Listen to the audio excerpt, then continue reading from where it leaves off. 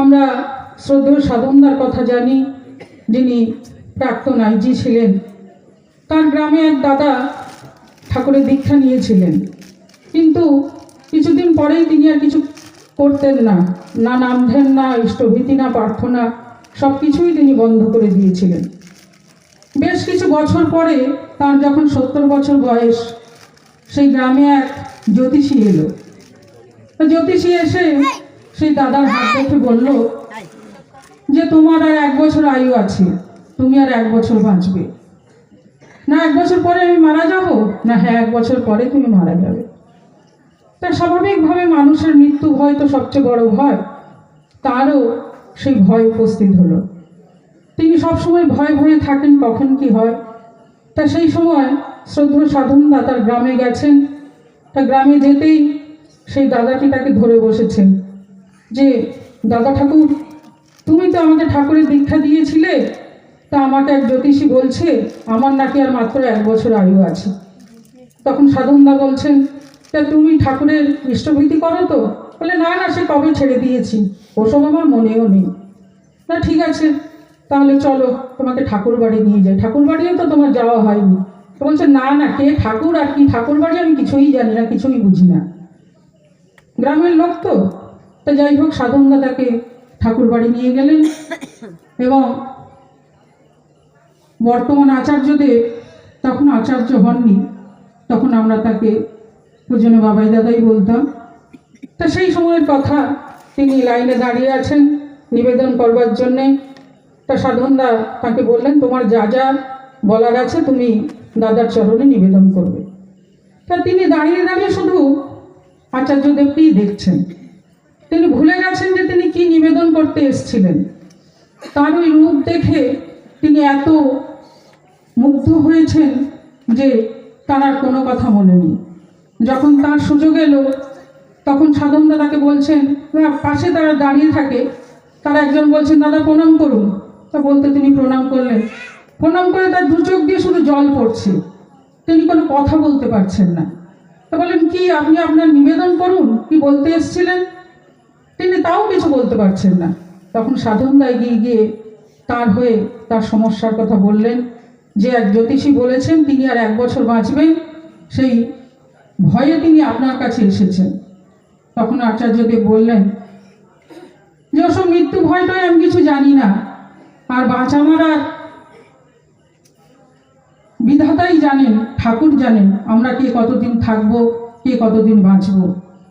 তা আমি বলি কি দাদা, আপনি যাজন করেন, সবার কাছে যাজন করবেন, যাকে দেখতে পাবেন তার কাছে যাজন করবেন, তার কাছে ঠাকুরের কথা বলবেন, সব ঠিক হয়ে যাবে।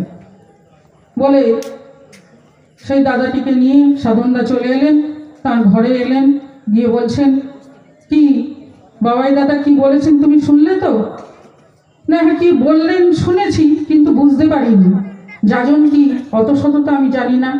না তুমি এখানে এসে যা যা দেখলে, তোমার দেখে যা যা ভালো লেগেছে, তুমি তোমার গ্রামে ফিরে গিয়ে সকলের কাছে এই কথা বলবে। না আমার তো এখানে এসে খুব ভালো লেগেছে, আমি ঠাকুরকে দেখলাম, মানে বর্তমান আচার্যদেবকে তিনি বলছেন আমি ঠাকুরকে দেখলাম, কেন আমি আরও আগে আসিনি, আমার সেই জন্য খুব দুঃখ হচ্ছে, কষ্ট হচ্ছে।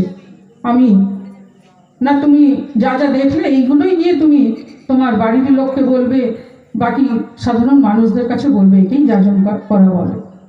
তা তিনি গ্রামে ফিরে গেলেন এবং ট্রেন থেকে নেমেই যার সঙ্গে দেখা হচ্ছে তার কাছেই তিনি ওই ঠাকুর বাড়ির কথা বলতে শুরু করেছেন। বলতে বলতে এইভাবে দিন কেটে যাচ্ছে। বাড়ির মানুষের কাছে বলেছেন, দাদা একটা সময় বিরক্ত হয়ে যাচ্ছেন, সবসময় কত আর একই কথা শোনা যায়। তখন তিনি বাড়ি থেকে বেরিয়ে গিয়ে বাস স্ট্যান্ডে গেছেন। বাস স্ট্যান্ডে গিয়ে সেখানে যত মানুষকে পান তাদেরকে ধরে ধরে ঠাকুরের কথা বলেন। সেখানেও যত মানুষ যখন আস্তে আস্তে বিরক্ত হয়ে যাচ্ছে, তখন তিনি স্টেশনে গেছেন, সেখানে গিয়েও তাদের কাছে ওই ঠাকুরের কথা বলছেন।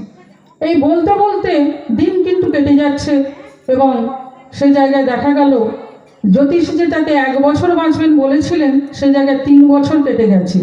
তারও মনে নেই যে ওই 1 বছর কবে কেটে গেছে, আর তারপরে 3 বছর কেটে গেছে। আবার সাধনদা সেই গ্রামের বাড়িতে গেছেন, তার সঙ্গে দেখা হয়েছে। বলছেন কি দাদা তুমি তো এখনো বেঁচে আছো? না হ্যাঁ তাই তো দেখছি, আর আমার মৃত্যু ভয়টাই নেই। না ঠাকুর বাড়ি যাবে নাকি? না হ্যাঁ তুমি নিয়ে গেলেই যাবো। তাহলে চলো বলে আবার তিনি সাধনদার সঙ্গে ঠাকুর বাড়ি এলেন এবং লাইনে যখন দাঁড়িয়ে আছেন আচার্যদেব ডেকে বলছেন, কি দাদা এখনো কি আপনার সেই মৃত্যু ভয় কাজ করছে? তখন তিনি দুহাত তুলে বলছেন, না দাদা, সে মৃত্যু ভয় আমি কাটিয়ে দিয়েছি। এখন যদি মৃত্যু এখনই আমার কাছে এসে বলে যে চলো তোমাকে নিয়ে যাব, আমার কোনো ভয় নেই, কারণ আমি সব পেয়েছি। ঠাকুরকে ধরে তার কাজ করে তার কথা বলে তাকে দর্শন করে আমার যে পাওয়া হয়েছে, এ পাওয়ায় আমার সব পাওয়া হয়ে গেছে। এখন মৃত্যু যদি আমার সামনেও এসে দাঁড়ায় আমার একটুও ভয় করবে না। এই বলে তিনি আচার্যদেবকে প্রণাম করে আবার আনন্দের সঙ্গে বাড়িতে ফিরে এলেন। তাই যে যজন যজন ইষ্টভূতি ঠাকুর যে আমাদের এই পঞ্চনীতি দিয়ে গেছেন, তাই এর মধ্যে দিয়েই কিন্তু আমাদের মৃত্যু ভয়ও কেটে যায়। আচার্যদেব তা দেখিয়ে দিয়ে গেলেন।